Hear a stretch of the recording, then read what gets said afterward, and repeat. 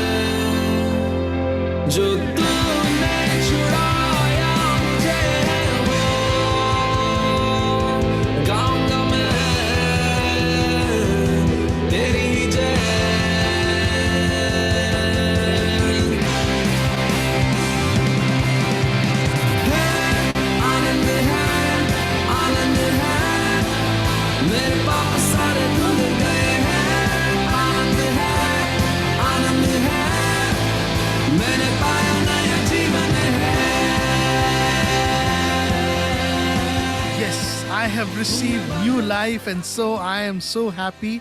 Dear listeners, dear friends, I hope you're also happy today. If you're sad, why worry when you've got Jesus on your side? Well, with that, let me go to RJ Billu.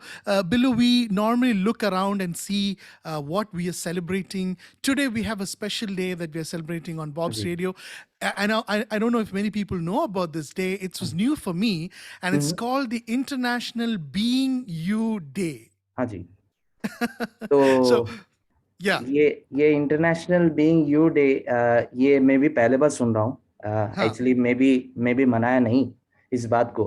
बहुत अच्छा सा दिन है. इसके बारे में कुछ बातों के बारे में मैं इस तरह से मैं कुछ पढ़ कि उसमें ऐसे एक बात आई कि मतलब अपने आप को या अपने आत्मा में, है ना, उसमें आना या फिर अपने आप को पहचानना, है ना. और इसी बात को इस इंटरनेशनल बीइंग यू डे जो आज के तारीख में उसे मनाया जाता है, वो भी बहुत सारे लोग जश्न से मनाते हैं और बहुत सारे समूह में इसे एक व्यक्तियों का जो है उनकी रुचि, उनकी ताकत, उनकी सामर्थ्यों को पहचानने का दिन है. और I think you said something very important. अपने आप को पहचानना, you know, अपने आप को knowing who I am. Yes, knowing who I am. And the other question is like, मैं क्यों? Why am I here? मैं क्यों?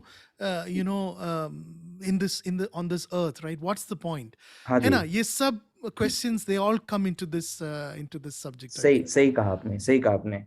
हाँ, ये मैं क्यों हूँ इधर, है ना. मैं कैसा पहुंचा यहाँ पर, या फिर मेरा इस संसार में या फिर इस धरती पे आने का कारण क्या है ना. हम जो कहते हैं पर्पस, है ना. Yes. और भी इसी बात से कि ये जिंदगी मेरे बारे में, मेरा जिंदगी क्यों है, मुझे इस संसार में क्यों जन्म लेना पड़ा, है ना. तो उस तरह से why am I, है ना, मैं क्यों. Correct. तो वो है आज के दिन की खासियत. And I think that is a question that we need to ask ourselves. I mean, if I ask myself, what is the answer that I'm going to get? Why am I here? What is my purpose in life? Like in RJ Billu, I mean, what do you think? I mean, what is our ultimate purpose in life? And why are we here? I mean, इसका कुछ जवाब है क्या? इसका जवाब अगर बताया जाए, हम सब एक परमेश्वर जो सर्वशक्तिमान है, उसी परमेश्वर ने हमें बनाया है और उसकी सृष्टि है. हम सब अलग है, हम विभिन्न है, हम रंग से अलग है, हम कद से अलग है, हम स्त्री पुरुष, हम विभिन्न प्रकार की सामर्थ्य और ताकत है हमारे अंदर, है ना.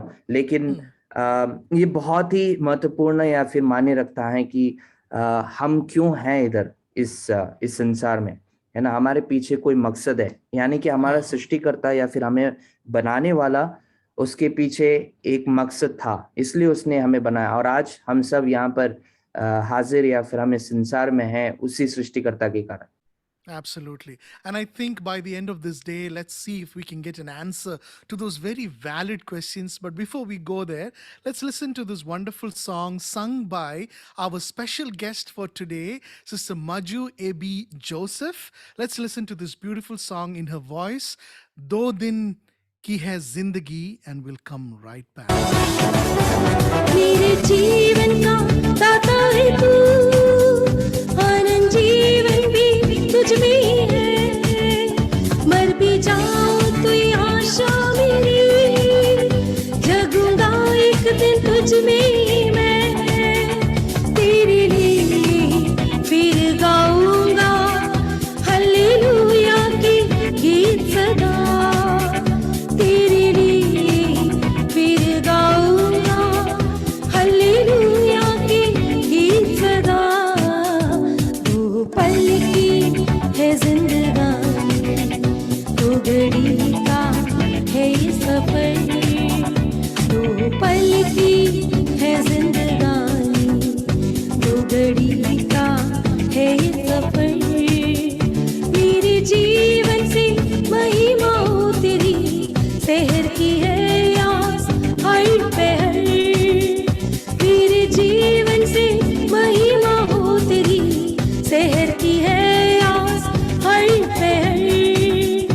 रात टेरी दिन आएगा, संग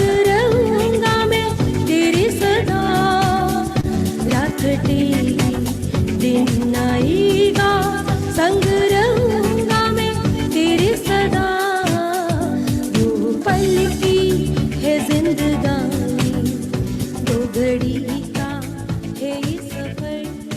What a wonderful song in the voice of Maju, Ebi, Joseph. We have lots that we want to talk to her about. She's got a wonderful story that she's going to tell us. In a very short while, we are going to bring her on air. But before that, Billu and Anuj, have you heard this ad? तू इतनी strong कैसे? क्योंकि मेरे दांत है strong. दांतों से strength. Explain me please. हाँ, कोलगेट स्ट्रॉन्ग टीथ की अमीनो शक्ति दांतों को बनाए स्ट्रॉन्ग, क्योंकि जब खाना ठीक से चबाएंगे तभी तो मिलेगा सही पोषण. जब मेरे दांत स्ट्रॉन्ग तो मैं स्ट्रॉन्ग. Colgate strong teeth. अरे क्या बात है. मैंने सुना है. नहीं बॉब मैं इसमें बोलना चाहूंगा, मैंने तो पहचान लिया, पर मेरे को पक्का विश्वास है कि बिल्लू को नहीं मालूम होगा क्या है. ऐसे आप बोल रहे हो. बचपन की ऐसी अच्छी हैबिट्स तो बिल्लू को है ही नहीं ना Billu. Oh my goodness. It brings us so many memories, right? Colgate, है ना? So, when you're watching the cricket match, 10 times this keeps coming again and again and again, and it gets burned in your brain, the Colgate ad. But there is a story behind the Colgate toothpaste, or the man who built that company Colgate, है ना? And why don't we listen to that story and we'll be back? Yes? हाँ जी. Sure. All right, let's listen to the story of William Colgate and we'll be right back. Colgate का जन्म 25 जनवरी साल 1783 को England के Kent में हुआ था. उनके पिता का नाम रॉबर्ट कोलगेट है और वह एक किसान थे. उनकी परिवार गरीब अवस्था में था. साल 1778 मार्च महीने में वे इंग्लैंड को छोड़कर अमेरिका में आकर बस गए. विलियम कोलगेट अपनी 19 साल की उम्र में अपना खुद का व्यापार शुरू करने का फैसला किया. अपने व्यापार के प्रारंभ के दिनों में विलियम ने साबुन और मोमबत्तियों बनाना शुरू किया. कुछ वर्षों में ही उसे नुकसान का सामना करना पड़ा और उनका कारखाना भी बंद हो गया. एक दिन एक जहाज के कैप्टन ने उन्हें उद्धार के संदेश के बारे में बताया और विलियम कोलगेट ने यीशु मसीह को अपना सच्चा उद्धारकर्ता की तरह स्वीकार किया और प्रार्थना करने लगा. कैप्टन ने उन्हें कुछ सलाह दी. वो ये है: पहला, सभी परिस्थितियों में परमेश्वर को पहला स्थान दो. दूसरा, अपना दिल परमेश्वर को दो. तीसरा, हर दिन परमेश्वर की इच्छा जानने के लिए प्रार्थना करो. चौथा, तुम जो भी काम करते हो वहाँ परमेश्वर को 10वां हिस्सा देना. ये 4 बातों को पकड़कर विलियम कोलगेट ने परमेश्वर से प्रार्थना करने लगा और फिर अपना व्यापार को शुरू किया और कैप्टन के द्वारा दी गई सलाह का पालन किया. विलियम कोलगेट सुसमाचार सुनकर अपना आध्यात्मिक जीवन को ठीक किया. हालांकि वह व्यापार में बहुत कठिनाइयों को सामना करना पड़ा, लेकिन उसने प्रार्थना करना और बाइबल पढ़ना नहीं छोड़ा. 6 साल के बाद कारोबार में उन्होंने बड़ी सफलता हासिल की. वहाँ न्यूयॉर्क शहर में एक विजयी और प्रसिद्ध व्यापारी बन गए. जबकि उनका व्यापार बढ़ रहा था तब उसने अपना दशमांश से अधिक देना शुरू किया. इस तरह 10% से लेकर 20% और 20 से लेकर 30% दशमांश परमेश्वर को देना शुरू किया. उसका व्यापार और भी ज़्यादा बढ़ता गया. उसने जाना कि परमेश्वर को जितना देने से उतना उसका व्यापार में लाभ पाने लगा. विलियम कोलगेट परमेश्वर के साथ एक वचन बांधा और सेवकाई को भेंट देने में वफादार रहा. इसीलिए हम आज देख सकते हैं कि परमेश्वर ने उनका व्यापार को एक महान साम्राज्य बना दिया. अपने अंतिम समय में उसने परमेश्वर को 90% धन व्यापार में से देना शुरू किया और उसने सिर्फ 10% से अपनी ज़रूरतों को पूरा करने लगा. विलियम कोलगेट ने कई विश्वविद्यालयों को शुरुआत किया और वहाँ थियोलॉजी कॉलेज को भी मदद करता था. वहाँ व्यक्तिगत रूप से और परिवार में ईमानदार जीवन जीता था. उनके द्वारा तैयार की हुई टूथपेस्ट, शेविंग क्रीम और सोप्स दुनिया भर के लोगों के द्वारा मान्यता प्राप्त किया. आखिरकार विलियम कोलगेट 25 मार्च 1857 को स्वर्गवास हो गए, लेकिन उनके द्वारा स्थापना की गई मेडिकल कॉलेज अभी भी चालू है और अब उसका नाम कोलगेट विश्वविद्यालय रखा गया, जो कई गरीब छात्रों को शिक्षा देने में मदद करती है। न्यूयॉर्क शहर में कोलगेट के नाम पर एक बड़ी घड़ी आपको दिखाई देती है। उसका अर्थ है कि परमेश्वर को जो समय देकर जीवन में कामयाबी पाया व्यक्ति। जी हाँ, यदि आप भी अपना जीवन में परमेश्वर को पहला समय और अपना कमाई में दशमांश देकर और अपने जीवन में जो भी काम करते हैं उसमें परमेश्वर की इच्छा विलियम कोलगेट की तरह जानेंगे तो आपको भी परमेश्वर एक अद्भुत गवाही बनाएगा। What a story, Billu. हाँ जी, ये बहुत ही एक मनोहर सा एक कहानी है। मैं भी पहले बार सुन रहा हूँ और वह परमेश्वर इतना एक व्यक्ति को इतना ऊंचा कर सकता है कि नहीं? एक सम्मान, परमेश्वर को सम्मान करने के द्वारा उस व्यक्ति ने कितना कुछ उन्नति उसने पाया है उसकी जिंदगी में, है कि नहीं Bob? Exactly. And you know, we know the company, we've heard the Colgate toothpaste and the company, but the impact and how God had used that man, yeah? सही बोला, Amazing. सही कहा। And how he was willing to give to God willingly. It's a वही, great lesson वो for us. परमेश्वर actually दिलों को देखता है, Exactly. है कि नहीं? Yeah. अरे दिलों के बात, let me go to Ajay Anuj. Anuj, the other day you were telling me about a story that really pulled at your heart, that broke your heart as you read that story. Can you tell us about that incident? It's a real life incident that happened. Can you share that with us? हाँ Bob actually आपने अभी जो Colgate की जो कहानी बता रहे थे उसमें से मैं सोच रहा था जो मैं शेयर करना चाहता हूँ उसमें कितना एक सच उस कहानी जो आपने कोलगेट का बताया उसमें से छुपा हुआ है। अगर आप लोगों ने ध्यान दिया होगा, आपने सुना कि एक कप्तान ने कोलगेट को यीशु मसीह के बारे में बताया, जिसके कारण कोलगेट की जिंदगी बदल गई और उसने जो किया उसने किया। पर वहां पे उस कप्तान ने यीशु मसीह के बारे में उसको बताया, एक बहुत बड़ा मायनेता रखता है। मैं जो आपके साथ जो रियल कहानी अभी बताने जा रहा हूँ कि हाल ही में कर्नाटका में हुआ एक चीज है। केरला के में वायनाड एक जगह है, वहाँ के जो निवासी हैं कुरियाचन वी, वो एक पास्टर हैं और उनकी वाइफ को हाल ही में कट्टरवादी जो समूह के लोगों ने गलत आरोप लगा के पुलिस के द्वारा उन्हें अरेस्ट करवाया। अब आप पूछोगे कि किस कारण उन्हें अरेस्ट किया गया।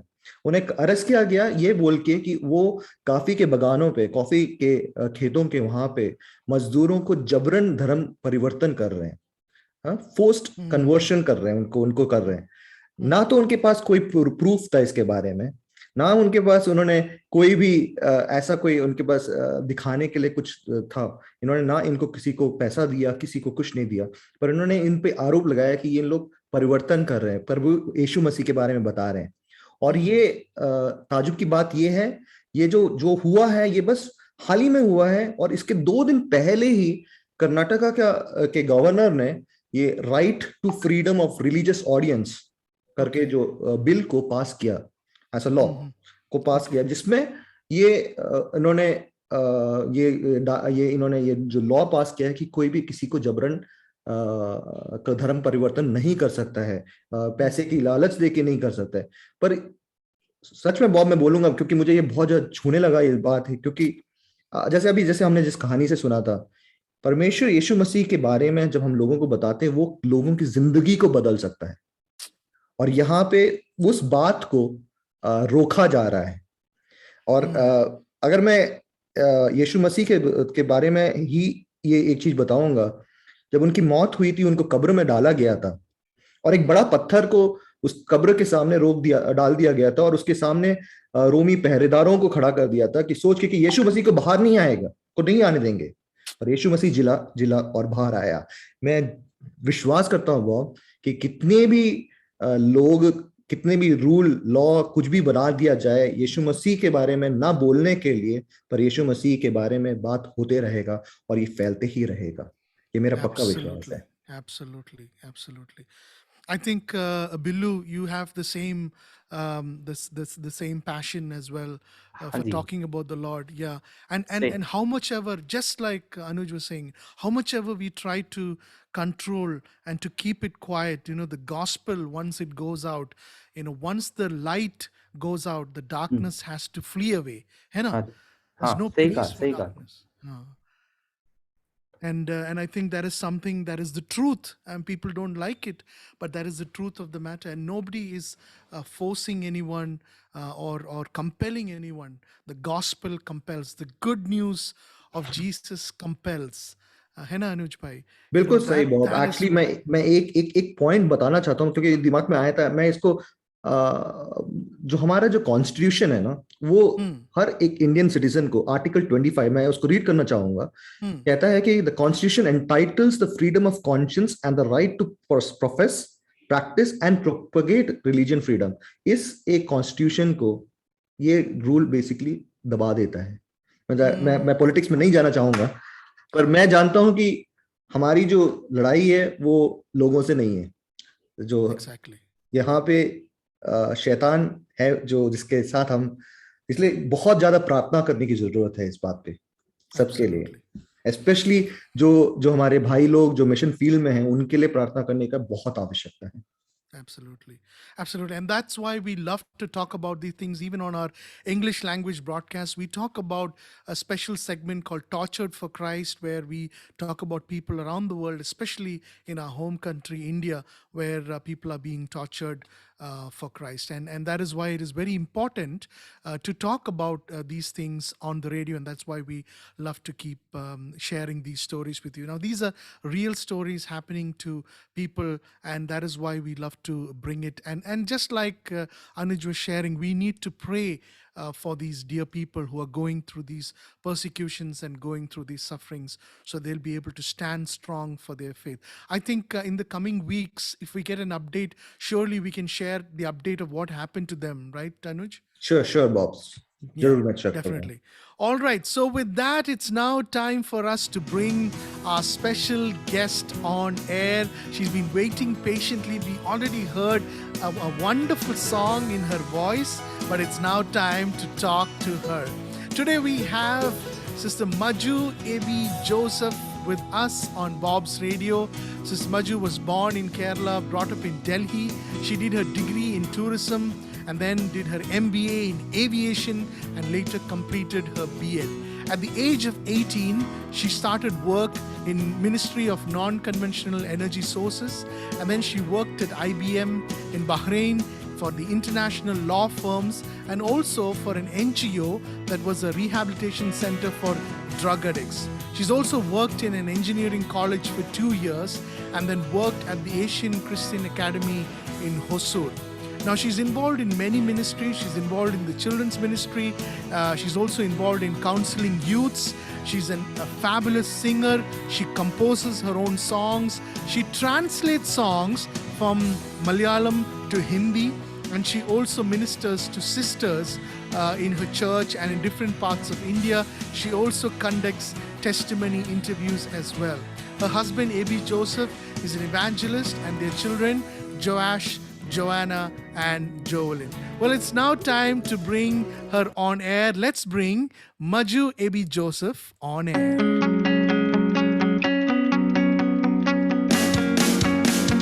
Bob's Radio 21.37. Keep bobbing along. Sister Maju, welcome to Bob's Radio 21.37 FM. Hello.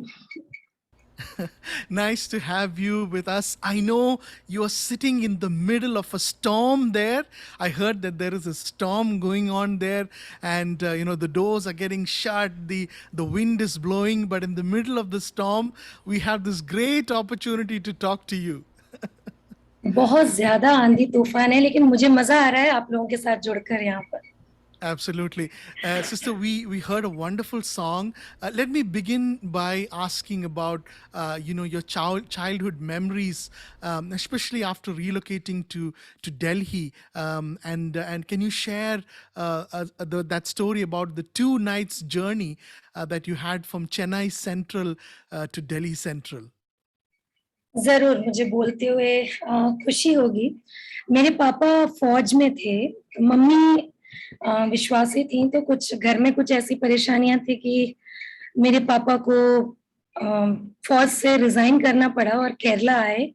तो वहां आने के बाद भी क्योंकि मम्मी विश्वास में थी, पापा के फैमिली मम्मी को इतना एक्सेप्ट नहीं कर पा रही थी, तो हमें वो घर छोड़ना पड़ा, क्योंकि पापा को भी उन्होंने नौकरी के बाद वहाँ स्टे करने नहीं दिया। तो घर छोड़कर जब हम निकल रहे थे, पापा के पास सिर्फ एक पेटी था जिसके साथ हम अपना कपड़ा तक नहीं ले पाए थे। हम निकलकर मम्मी के घर से सबको बाय बोला, क्योंकि पापा नहीं चाहते थे कि पत्नी के घर में जाके रहे। हम 2 बच्चों को लेकर हमारे माता पिता निकले वहां से। चेन्नई स्टेशन में आने के बाद जो एक चाचा है दिल्ली में, उनको फोन किया कि हमारे साथ ऐसा हुआ है, अभी नौकरी नहीं है, घर नहीं है, कुछ नहीं है, ऐसी अवस्था में अभी कुछ सूझ नहीं रहा है कि क्या करें। तो चाचा ने कहा, वो भी विश्वासी नहीं थे, वो भी जाकोबाइट में जाते थे, ऑर्थोडॉक्स में, लेकिन उन्होंने कहा कि कोई गलत कदम मत उठाना, आप लोग वापस दिल्ली आ जाओ। और हम लोग दिल्ली आने के लिए केरला एक्सप्रेस में चढ़े। और मुझे याद है, मैं सिर्फ 6 या 7 साल की थी, मुझे अभी भी याद है, रिजर्वेशन नहीं था। तो मम्मी क्या करती थी, जब सब लोग सो जाते थे, उन 2 रात मुझे अच्छे से याद है, जब सब लोग सो जाते थे, उनकी सीट के नीचे मम्मी के पास जो एक बेडशीट था, मम्मी बिछाया और मम्मी ने हमें वहां सोने के लिए कहा। ऐसे 2 रात हमने बिताया और दिल्ली में आ पहुंचे। पहले भी नॉर्थ में हम रह चुके हैं क्योंकि पापा फौज में थे, लेकिन जब मैं दिल्ली में हम लोग आके पहुंचे, तो ना तो मुझे हिंदी आती थी, ना इंग्लिश की ABCD। और मेरा एडमिशन 3rd स्टैंडर्ड में हुआ, और स्कूल में आने के बाद मुझे कुछ भी समझ में नहीं आता था कि टीचर क्या बोलती है। और टीचर बोर्ड पे डायरी पे लिखने के लिए जो लिखती थी, मैं सिर्फ ड्राइंग करके घर पे लेके आती थी, मम्मी को भी समझ में नहीं आता था। और टीचर लोग कहने लगे, इसको UKG या LKG में बिठाओ, यहाँ पे 3rd स्टैंडर्ड के बच्चों के बराबर ये नहीं कर सकती है।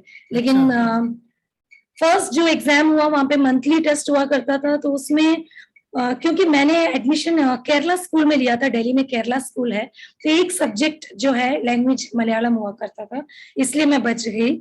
सारे सब्जेक्ट में 20 में से 0, हाफ, 3/4 ये मार्क्स आए, और टीचर बहुत नाराज हुई कि इसको कैसे यहाँ पे एडमिशन दे दिया।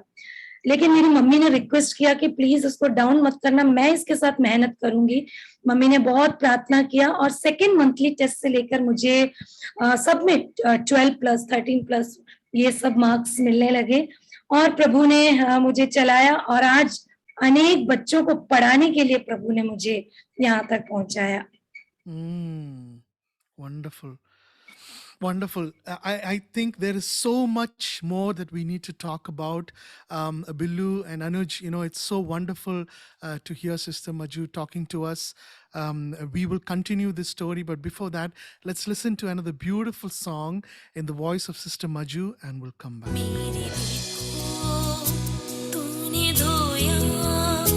मुझको पापों से है छुड़ाया, अब नया है ये मेरा जीवन, यीशु जब से तू दिल में आया, मेरे दिल को तूने धोया, मुझको पापों से है छुड़ाया, अब नया है ये मेरा जीवन, यीशु जब से तू दिल में आया, क्यों न गाऊं मैं अब सदा, लेकर तेरा नाम सर्वदा, ना मुझे अब वहाँ लौटना, जो दिया जो न था अपना, क्यों न गाऊं मैं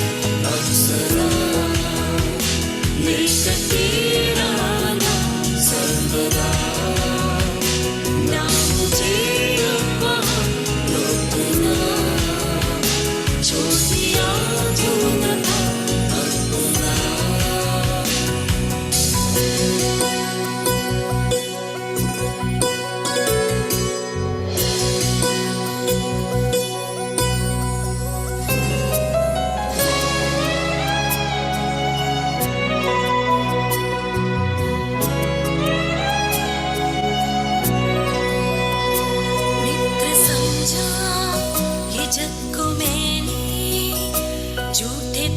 वो दोस्त सारे, ईश तेरा प्यार है सच्चा, तेरे से ही मैंने जाना मित्र समझा ये जग को मैंने, झूठे थे वो दोस्त सारे, ईश तेरा प्यार है सच्चा, देर से ही मैंने जाना, क्यों न गाऊं मैं अब सदा, देश तेरा नाम सुनदा, ना मुझे अफवाह लौटना, छोड़ दिया जो न था अपना, क्यों न गाऊं मैं अब सदा,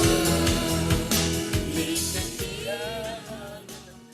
वाह क्या गीत है यार, सच में बहुत ही एक उत्साह या फिर एक आनंद दिलाने वाली गीत है।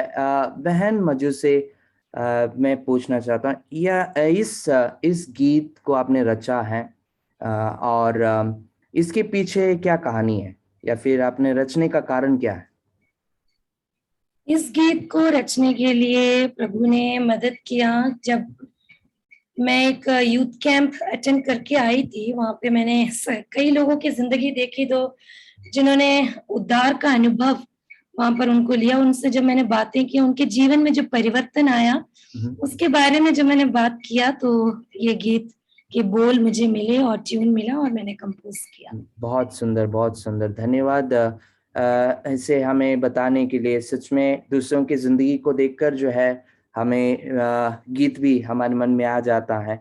अगला प्रश्न आपसे करूंगा, आपने बहरीन में आपने नौकरी किया है कि नहीं, और वहां पर से आपने उस नौकरी को त्याग कर परमेश्वर की सेवकाई करने की जो आपने निडर निर्णय लिया है, तो इसी निर्णय के पीछे आपकी जो निर्णय है कितना पक्की थी, और क्या आपके माँ बाप या फिर माता पिता इससे सहमत थे या नहीं? हाँ, मैं IBM में जब जॉब कर रही थी तो मुझे एक इंटरव्यू अटेंड करने को मिला बहरीन जाने के लिए। तो मैं बहरीन जाने के लिए मैं शायद इसलिए भी तैयार हुई क्योंकि मैं जिस तरीके से मैं पल बढ़कर आई थी, हम बहुत सारे स्ट्रगल्स के साथ आगे आए थे। तो मुझे लगा कि मैं विदेश में जाके जॉब करूंगी, पैसे कमाऊंगी। तो मुझे गहने पहनने का भी बहुत शौक था। तो मैं सोचती थी कि मैं बहरीन में जॉब करके ये सब करूंगी। मेरे पेरेंट्स तो मुझे ये सब खरीद के नहीं देंगे, तो मैं ये सब पहनूंगी करके। ये तो मैं वहां पर जाके एक्चुअली मैंने एविएशन में, टूरिज्म में नौकरी जो स्टडीज किया है उसके बेस पे मैंने इंटरव्यू अटेंड किया। मैं वहां पर जब पहुंची तो मुझे पता चला कि मैं जो सोच के गई थी जॉब, ऐसा एटमॉस्फेयर नहीं था। वहां का माहौल बिल्कुल ही अलग था। मुझे लगा मेरा वहां रहना मेरी गवाही के लिए, मेरी गवाही को खराब करेगा। मुझे बहुत कॉम्प्रोमाइज करना पड़ेगा, और एक कॉम्प्रोमाइज वाली जिंदगी में मैं रहना नहीं चाहती थी वहां पर। और क्योंकि मेरा परमेश्वर मुझे वो अनुमति नहीं देता था, तो मैं उस कॉन्ट्रैक्ट को ब्रेक करना चाहती थी, लेकिन काफी मुश्किल था। लेकिन जितने दिन मैं वहां पर रही, मैं वहां पे सिस्टर्स की मीटिंग अटेंड करने के लिए प्रभु ने सहायता किया। मैं बहनों की सभा में जब गई, मैंने वहां पर एक ऐसी प्रार्थना सुनी जो मैंने इंडिया में कभी वो प्रार्थना सुना नहीं। हाँ, प्रभु के दास लोगों के लिए इंडिया में प्रार्थना सुना है, लेकिन वहां बहनें प्रार्थना कर रही थी कि प्रभु के दास लोगों की शादी के लिए, विवाह को लेकर वो लोग प्रार्थना कर रहे थे कि प्रभु के दास लोगों के लिए ऐसी पत्नियां मिले, ऐसे जीवन साथी मिले जो उनके साथ मिलकर प्रभु की सेवा कर सके। तो मेरे लिए वो प्रार्थना नहीं थी, तो मैं भी उनके साथ इस प्रार्थना को मैं बोलने लगी। लेकिन जब मैं इस प्रार्थना को कर रही थी तो मुझे ऐसा लगा प्रभु मुझसे बात कर रहा है। मुझे ऐसा सुनाई दिया कि प्रभु मुझसे पूछ रहा, मजू तो तुम क्यों नहीं एक प्रभु के दास को सपोर्ट कर सकती हो? जो स्किल्स तुम्हें परमेश्वर ने दिया है, जो क्वालिफिकेशन तुम्हें दिया है, उसको लेकर तुम प्रभु की सेवा क्यों नहीं कर सकते? और वहां मैंने डिसाइड किया कि मैं प्रभु के दास से ही विवाह करूंगी। और जैसे मैंने कहा, मुझे वहां का कॉन्ट्रैक्ट ब्रेक करना मेरे लिए बहुत मुश्किल था, लेकिन मेरे पेरेंट्स को वहां को 1 लाख रुपए कम से कम देना पड़ा कि वो कॉन्ट्रैक्ट ब्रेक कर सके। लेकिन मेरे लिए वो बहुत बड़ा डिसीजन था, मेरे लिए वो 1 लाख रुपए से ज्यादा मैंने अपने जीवन में 2 बड़े बड़े डिसीजन मैंने बहरीन में रख के लिया। वो मेरे लिए एक लॉस नहीं था। पहला डिसीजन कि मैं प्रभु के दास से विवाह करूंगी, दूसरा कि जो गहने मैं पहनना चाहती थी वहां जाके कुछ ऐसी बातें हुई जिससे मैंने उसको उतार कर पेटी में ही रख दिया, अब मैं कभी इसको नहीं छूऊंगी। फिर मैं वापस आकर जॉब करने लगी, लेकिन प्रभु के दास से शादी करने का जो डिसीजन था मैंने सब लोगों को नहीं बताया, मैंने कुछ लोगों को बताया। जिसको भी मैंने बताया सबने मुझे डिस्करेज किया कि नहीं नहीं मंजू, तुम बड़े मुश्किलों से तुम लोग इस पोजीशन पे पहुंचे हो, अब दोबारा तुम उसमें जा रहे हो। और मेरे पेरेंट्स ने भी मुझे मना किया, लेकिन पेरेंट्स का मना करना मैं उनको गलत नहीं बोलूंगी, क्योंकि एज ए पेरेंट वो चाहते थे कि उनकी बेटी अब दोबारा स्ट्रगल ना करें, तो उन्होंने भी मुझे डिस्करेज किया। लेकिन प्रभु ने सहायता किया कि मैं अपने डिसीजन में मैं स्ट्रांग रह पाई, और प्रभु ने अब तक सहायता किया, डिसीजन पे मैं स्ट्रांग रही। बहुत सारे टेम्पटेशंस उसके जीवन में, बहुत प्रलोभन मेरे जीवन में आए इस बीच में भी, लेकिन प्रभु ने मुझे खड़ा किया और मैं आज प्रभु के दास की पत्नी बनकर मैं बहुत खुश हूँ सेवकाई करने में। बहुत ही खूब सिस्टर माजू, आपने जैसे बताया, मैं जैसे सोच रहा था कि जो आपने जो एक ऐसा एक डिसीजन लिया, मैं अगर अंग्रेजी में बोलूंगा फ्रॉम सर्टनिटी टू अनसर्टनिटी। आपके पास एक जॉब था जो एक सर्टन था, और आप उसको छोड़ के आप एक प्रभु के दास के साथ शादी करने का आपने जो डिसीजन भी लिया। एक अनसर्टनिटी लाइफ है डेफिनेटली, क्योंकि आप प्रभु पे आस रख के जीते हो उसके लिए। मैं प्रभु का धन्यवाद देता हूँ कि आपको वो आवाज प्रभु की आई और आपने उसको मानने के लिए तैयार हुए। सिस्टर, आपके गवाहियों से हमें एक चीज मुझे आपको पूछने का था। आपने जैसे बताया आपकी शादी हुई, उसके लंबे समय के पश्चात आपको प्रभु ने एक संतान दिया। उसके बाद आप होसूर में आप और आपके पति शिफ्ट हुए थे, और वहां पे आपको काफी कठिनाइयों का सामना करना पड़ा। आपके पति के शब्दों में वो आपकी जो एक्सपीरियंस था वो 30 सालों के बराबर था। इसके बारे में थोड़ा हमें बताएंगे? हाँ, मैं बताना चाहूंगी। इतना ज्यादा एक्सपीरियंस है होसूर का कि चंद शब्दों में मैं नहीं बता पाऊंगी, लेकिन जल्दी में मैं बताना चाहूंगी। मेरी शादी के ज्यादा समय नहीं, 2 साल बाद पता चला कि मेरे बच्चे नहीं होंगे।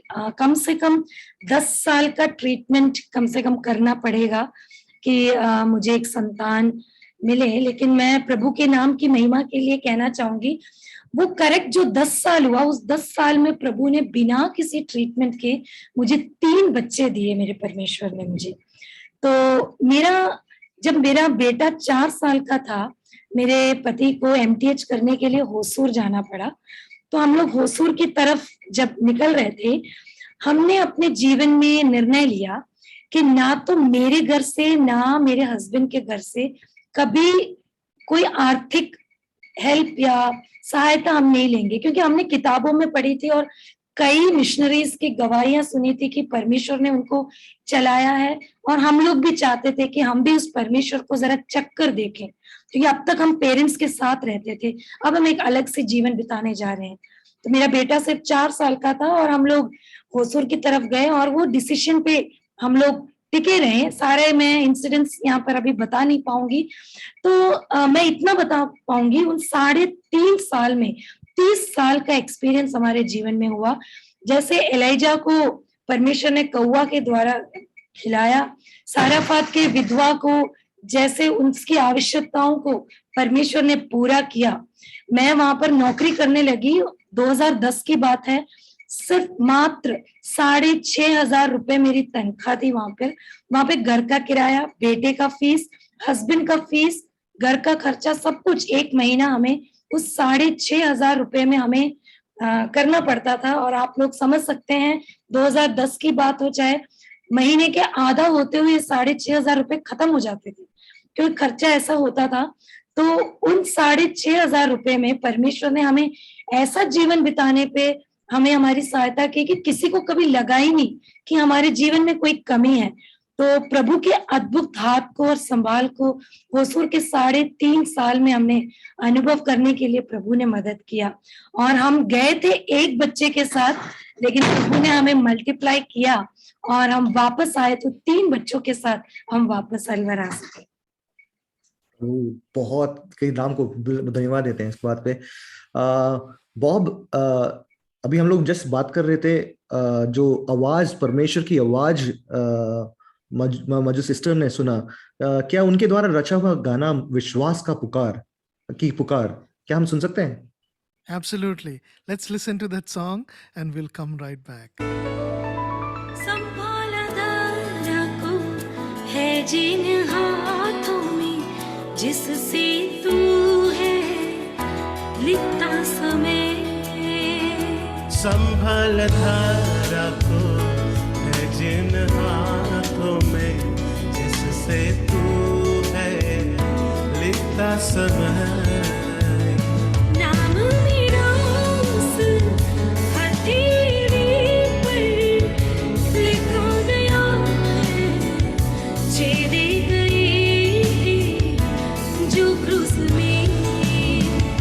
विश्वास को मेरे तू दृढ़ कर, आंधी से क्यों वो मुझे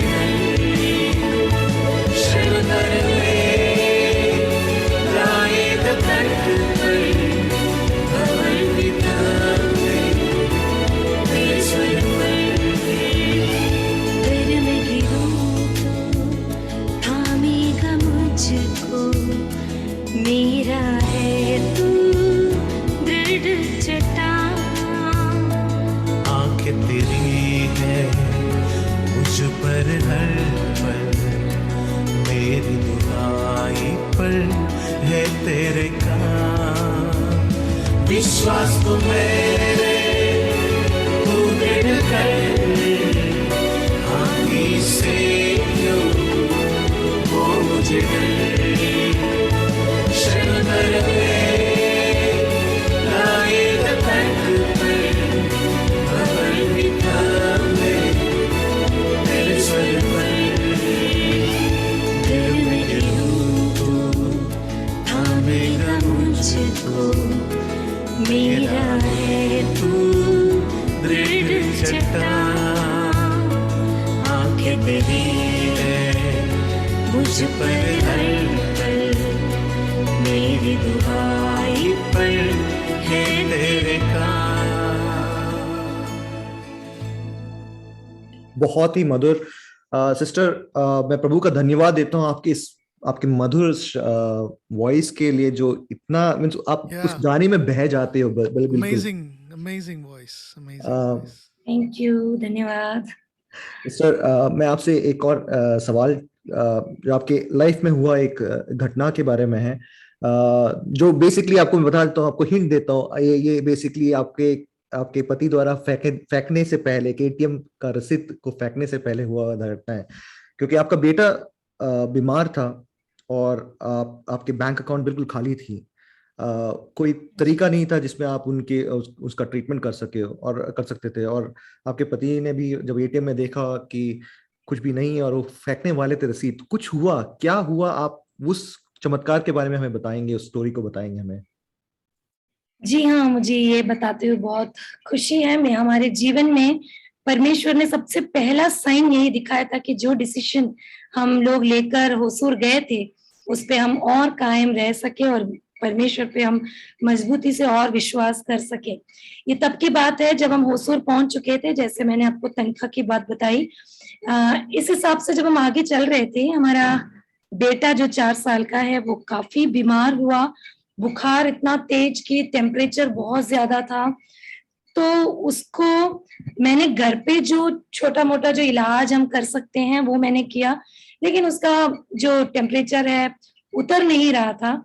तो मेरे पति ने मुझसे कहा कि मजू, अकाउंट में तो पैसे नहीं है, मुझे इतना पता है कि एक अकाउंट है जिसमें 200 रुपए है, तो एक काम करते हैं उस 200 रुपए को हम लोग लेते हैं और वहां पर एक बार डॉक्टर से कंसल्ट कर लेते हैं। तो हम यहाँ से हमारा बाइक लेके गए हुए थे, हम लोग बाइक पे हमने सफर किया, एटीएम के सामने गाड़ी रोकी, मैं बेटे को शॉल से ओढ़कर मैं उसको लेके बैठी थी क्योंकि उसको इतनी ठंड लग रही थी। तो मेरे पति ने एटीएम से 200 रुपए निकाले, उसके बाद जो उसमें स्टेटमेंट आता है उसको फाड़ने के लिए, फाड़ते ऐसे ही मेरी और चलते हुए आ रहे थे, तो अचानक उनकी नजर उस स्टेटमेंट पे पड़ी जिसपे लिखा था बैलेंस 4,000 रुपए उस अकाउंट में। प्रेज गॉड, मुझे आज तक इस पल में मैं आपसे बात कर रही हूँ, मुझे अभी तक नहीं पता कि वो 4,000 रुपए हमारे अकाउंट में कब और किसने डाला। हमारे लिए वो बहुत बड़ी बात थी। परमेश्वर ने बहुत बड़ा एक साइन दिखाया था कि किसी के ऊपर निर्भर रहने की जरूरत नहीं है, किसी से मांगने की जरूरत नहीं है, क्योंकि परमेश्वर किसी का कर्जदार नहीं है। जो हमने डिसीजन लिया था उस पर स्ट्रांग रहने के लिए परमेश्वर ने सहायता किया। उससे पता चला उसके बाद कि बेटे को निमोनिया हुआ, लेकिन परमेश्वर ने उससे पहले ही पैसों का बंदोबस्त कर दिया था, उसका ट्रीटमेंट हुआ और आगे हम चल सके। उसके बाद ही मैंने पहला गीत अपने जीवन में भी रचा इस इंसिडेंट के बाद। वाह, बहुत सही, एकदम बहुत ही मुझे अचंभित कर देता है कि परमेश्वर किस प्रकार से कार्य करता है। अगला प्रश्न जाने से पहले हमारे यहाँ पर फेसबुक के द्वारा जो हमारे श्रोता जुड़े हुए हैं उनसे कमेंट है। एक हमारे नैना स्टीफन, उनके द्वारा वो कह रहे हैं कि प्रेज द लॉर्ड आमेन करके।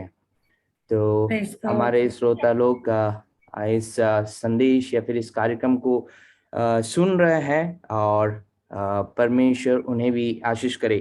अगला एक प्रश्न आपसे मैं करना चाहूँगा।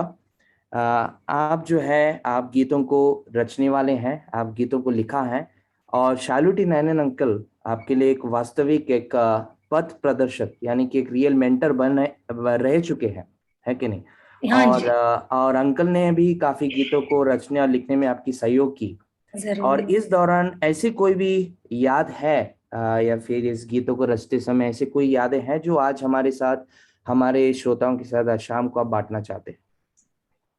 उनके साथ मैं एक याद क्या बताऊं, बहुत बहुत यादें हैं उनके साथ।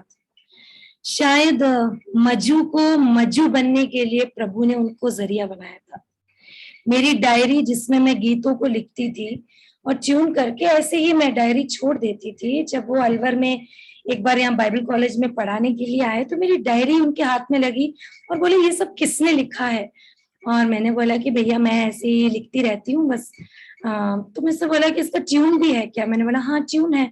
तो उसी संडे को भैया ने मेरे साथ मेरे लिखा हुआ एक गीत को उन्होंने मेरे साथ गाया और हमेशा उन्होंने मुझे इतना एनकरेज किया कि मेरे गीतों को कभी मैंने नहीं गाया, वो देश में विदेश में जहां भी जाते थे मेरे गीतों को गाया करते थे। और मुझे बहुत शर्म आती थी तो मुझे लगता था कि मेरे गीतों का कोई मोल नहीं है और मैं भैया से बोलती थी भैया आप मेरे गीतों को गा लेना लेकिन मेरा नाम कभी कहीं किसी को मत बताना।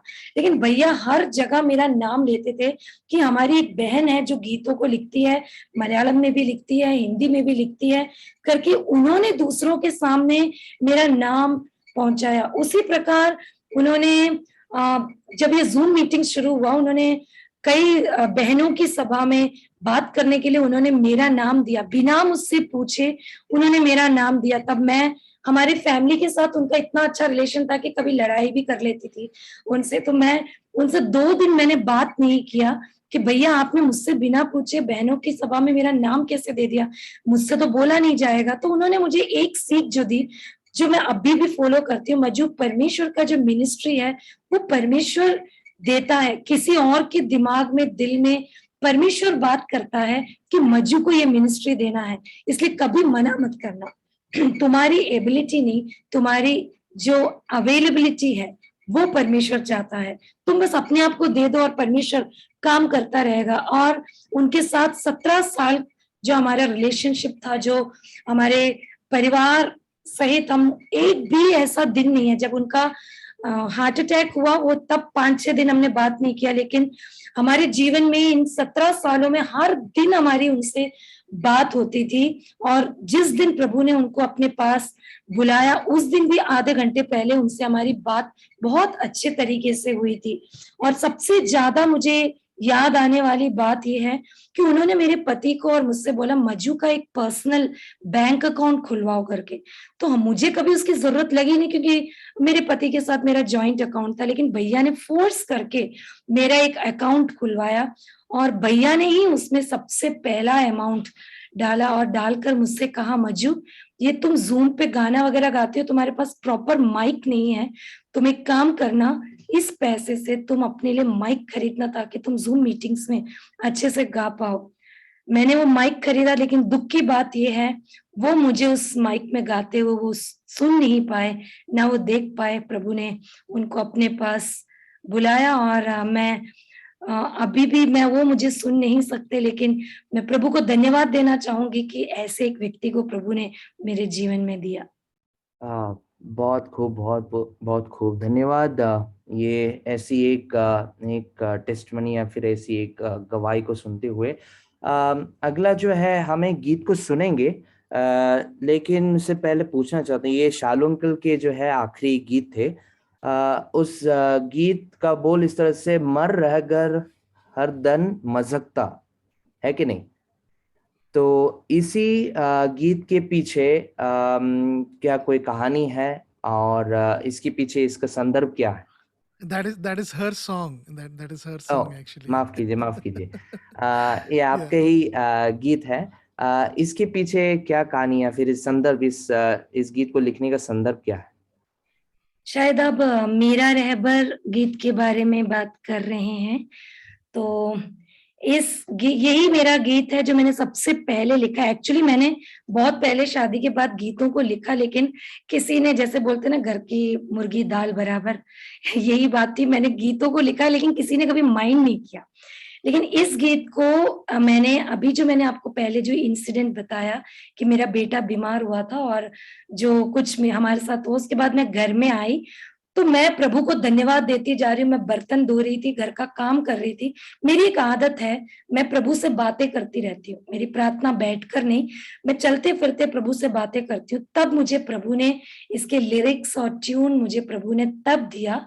ऐसा यही इंसिडेंट है इस गीत के पीछे। धन्यवाद। बॉब, क्या हम इस गीत को सुने? Absolutely. Let's listen to that song and we'll come back. Yeah.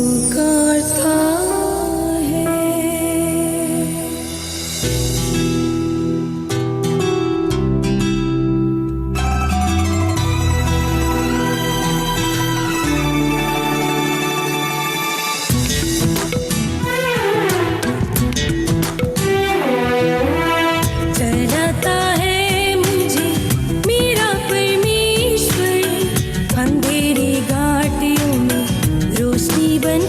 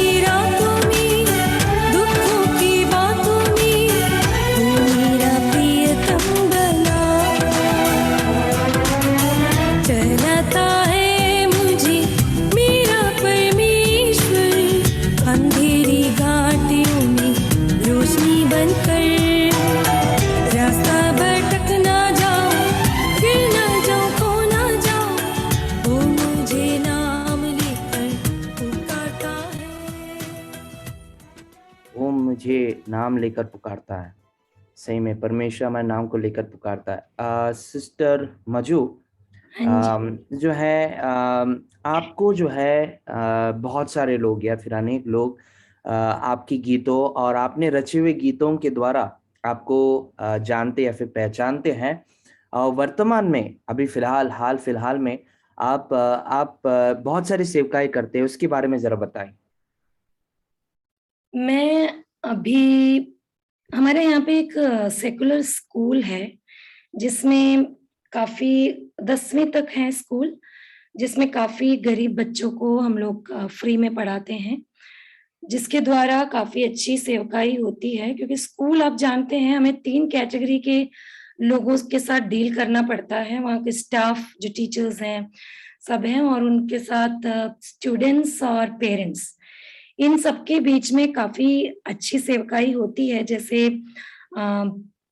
हम लोग पेरेंट्स के लिए काफी प्रोग्राम्स रखते हैं। जैसे अभी मई में हमने मदर्स डे रखा, जिसमें काफी मदर्स आई, तो हम लोग वहां पर भी सुसमाचार सुनाने का कहीं ना कहीं मौका ढूंढते हैं और प्रोग्राम्स ऐसे करते हैं। एनुअल फंक्शंस जब होते हैं तो काफी प्रभु के दास लोग आते हैं वहां पर, सुसमाचार सुनाते हैं। और कई बार ऐसे हुआ है कि पेरेंट्स खुद हमसे आके पूछते हैं, प्रभु का प्रेम वो लोग देखते हैं। कई बार लोगों ने मुझसे आके पूछा है कि मैडम आप दूसरे स्कूल के प्रिंसिपल से हटकर क्यों हो, तो वहां पर हमें एक सुसमाचार सुनाने का मौका मिलता है। जैसे वहां स्कूल की जो सेवकाई है, आजकल जो सेवकाई है कहा जाए तो अभी एक हमने यहाँ पर एक सिलाई सेंटर शुरू किया है गांव में, अभी रिसेंटली शुरू किया है, जहाँ पे 15 से ज्यादा लेडीज आती हैं। तो उसके द्वारा अभी हमने जस्ट शुरू किया है, हम सेवकाई कर सकते हैं। और मुझे काफी गानों को ट्रांसलेट करने के लिए प्रभु ने मदद किया। और अभी जूम मीटिंग्स जब से शुरू हुआ है, काफी जूम प्रोग्राम्स होते हैं, तो बहनों के बीच में ट्रांसलेशन करने के लिए, जैसे कोई हिंदी में बोलता है उसको मलयालम का हिंदी में ट्रांसलेशन करने के लिए प्रभु ने मदद किया। काफी गवाहियों को, कभी कुछ लोगों को लैंग्वेज प्रॉब्लम होता है, और काफी गवाहियों को इंटरव्यूज कंडक्ट करने के लिए प्रभु ने मदद किया। और वर्ड मिनिस्ट्री, जैसे मैंने बोला, शालू भैया ने मुझे मेरा एक इंट्रोडक्शन दिया था इस मिनिस्ट्री में, लेकिन प्रभु ने मदद किया कि इस लॉकडाउन में जब से जूम मीटिंग शुरू है, कई बार मुझे बहनों के बीच में सेवकाई करने में प्रभु ने मदद किया। और बच्चों के जो सॉन्ग्स हैं, संडे स्कूल सॉन्ग्स लिखने में प्रभु ने मदद किया। और ऐसे बहनों के बीच में काफी काउंसलिंग करने के लिए, हालांकि मैंने कोई काउंसलिंग का कोर्स नहीं किया, लेकिन स्कूल में जो यूथ्स हैं, जो टीनेजर्स हैं, उनकी प्रॉब्लम्स को समझकर उन्हें काफी काउंसलिंग किया है, और वो सक्सेसफुल रहा है। और अभी भी काफी बहनों से जब वो परेशानियों में होते हैं, क्योंकि मेरे जीवन में ऐसे बहुत सारी घटनाएं हुई हैं, तब मैं सोचती थी कि मेरे साथ ऐसा क्यों होता है, लेकिन आज मुझे पता है कि वो दिन मुझे इसलिए देखना पड़ा क्योंकि आज मैं बहनों को समझ सकती हूँ और उनको काफी काउंसलिंग मैं कर सकती हूँ। प्रभु के राह में उनको लेकर आने के लिए प्रभु ने मदद किया है। सिस्टर, आपके जो गाने हैं वो आपकी गवाही बताती है, और आपके हर गाने मेरे को जो हमने अभी सुना है, सब में हमको ये दिखाई देता है कि आपके अनुभव आपने डाले हैं उसमें। आखिरी सवाल आपसे ये है सिस्टर कि आप एक मिशनरी की वाइफ हो, अभी जैसे आपने बताया कि आप एक स्कूल टीचर हो, आपके जो अनुभव है वो आज हमारे श्रोताओं, जो हमारे यंग श्रोता है, टीनेजर्स हैं हमारे साथ जुड़े हुए, जो हमारी सिस्टर्स स्पेशली जो हमारे साथ जुड़े हुए हैं, उनको क्या संदेश देना चाहोगे, क्या सुसमाचार बताना चाहोगे? मैं अपने जीवन के अनुभवों से 3 बातों को बस बताना चाहूंगी कि परमेश्वर के लिए अगर हमने कोई भी कदम उठाया है, जैसे मैंने बताया हमने निर्णय लिया था, कदम उठाया है या कुछ भी त्याग सहा है, तो परमेश्वर उसको अनदेखा नहीं करेगा। वो जरूर अपनी आशीषों से हमें भर देगा, क्योंकि वो किसी का कर्जदार नहीं है। तो उसके लिए जीना है तो एक विजयी जीवन जियो, क्योंकि परमेश्वर के हाथों में हम लोग हैं। दूसरी बात, परमेश्वर का सबके जीवन में एक उद्देश्य है जो वो पूरा करेगा। इसके लिए एक समर्पित जीवन और उस उद्देश्य को जानना जरूरी है। बाइबल में 1 पत्रस 5:6 में लिखा है, इसीलिए परमेश्वर के बलवंत हाथ के नीचे दीनता से रहो, जिससे वह तुम्हें उचित समय पर बढ़ाएगा। उस दीनता के साथ परमेश्वर के बलवंत हाथ के नीचे जरा रहकर अगर आप देखोगे, मैं आपको विश्वास दिलाती हूँ कि परमेश्वर के उस अदृश्य हाथों को आप चक्कर जान पाएंगे। कोई भी इंसान कभी भी नहीं कह सकता कि मैं यीशु मसीह को मैंने फॉलो किया और मेरे जीवन में आशीषें नहीं मिली है। आपको पक्का आशीष मिलेगा, ये मैं श्योरिटी दे सकती हूँ, और जो भी यहाँ जुड़े हैं जिन्होंने परमेश्वर को जाना है वो ये श्योरिटी दे सकते हैं। तीसरी बात, सबकी जिंदगी में कोई ना कोई कमजोरी होती है, वीक पॉइंट होती है, और वो मेरी जिंदगी में क्या वीक पॉइंट है वो मैं जानती हूँ, मेरा परमेश्वर जानता है, लेकिन आप लोग नहीं जानते। और एक और जना जानता है, वो है शैतान। इसी प्रकार आपके जीवन का मैं नहीं जानती, लेकिन शैतान जिस तरह परमेश्वर जानता है वैसा शैतान भी जानता है। और मेरी बात मानो, ये शैतान जो है वो हमें गिराने के लिए हमारे वीक पॉइंट को ही लेकर पकड़ता है। इसीलिए अपनी कमजोरी को जानकर उस कमजोरी को जो है, आपका जो वीक पॉइंट है, उसको प्रभु के हाथ में दे दो। क्योंकि मैं एग्जाम्पल बोलूं तो अगर आपका वीक पॉइंट गुस्सा करना है, तो उस गुस्से को जो शैतान है ऐसे सिचुएशंस आपके जीवन में लेकर आएंगे जहां आपको हर दम गुस्सा ही आएगा, और गुस्सा करते करते हम लोग वहां पर पाप कर बैठेंगे। और शैतान चाहता ही यही है कि हम पाप में पाप करते जाए। तो प्रभु के हाथ में उस वीकनेस को दे दो और प्रभु से कहो, परमेश्वर मैं इस क्षेत्र में कमजोर हूं, आप मुझे चलाइए, मुझे आप स्ट्रांग बनाइए। प्रभु आपको जरूर आपको आशीषों से भर देगा, आपको जरूर उठाएगा। ये प्रभु को जानने वाले सारे प्रभु के संतान की गवाही ये जरूर बताती है। बहुत बहुत शुक्रिया बहन मजू। आज शाम को हमारे जितने भी श्रोता सुन रहे हैं इस रेडियो के कार्यक्रम के द्वारा, और हमारे सिस्टर मजू को हम एक और बार बहुत बहुत धन्यवाद कहना चाहते हैं बॉब्स रेडियो के द्वारा के तरफ से, और हमारे श्रोताओं को भी बहुत बहुत धन्यवाद आज शाम को इस प्रकार से हमारे साथ ऑन एयर जुड़े रहने के लिए। और बॉब्स रेडियो की तरफ से एक और बार हमारे सिस्टर को धन्यवाद हम कहते हैं। अनुज भाई। बिल्लू भाई, मैं बस आखिरी में ये बोलूंगा, जय मसीह की। थैंक यू सिस्टर, आपका जो गवाही आपने दिया बहुत ही प्रभावित किया। हमारे सारे श्रोताओं को भी थैंक यू, आपने ज्वाइन किया। मेरी तरफ से good night. Thank you so much. I think it's the first time that we're having a guest coming to us in the middle of a storm right now happening in Alwar, Rajasthan. But she has spoken to us in the middle of a storm because she has a God who holds her in the middle of that storm. What a great testimony we heard today. What a great story. Once again, Sister Maju, thank you so much for sharing that story and sharing your life with us. Was such an inspiration. Thank you RJ, Anuj, thank you Singh Saab, thank you Billu, and thank you Robin for helping us in the back. And to all my dear listeners, I love you for joining in today. I hope you've enjoyed this session. Please do tune in next Monday, same time, same place, and we'd love to connect with you again. Well, it's time for us to say goodbye, and until we meet again, may the Lord be with you. This is Bob signing out. Goodbye, good night, and God be with you.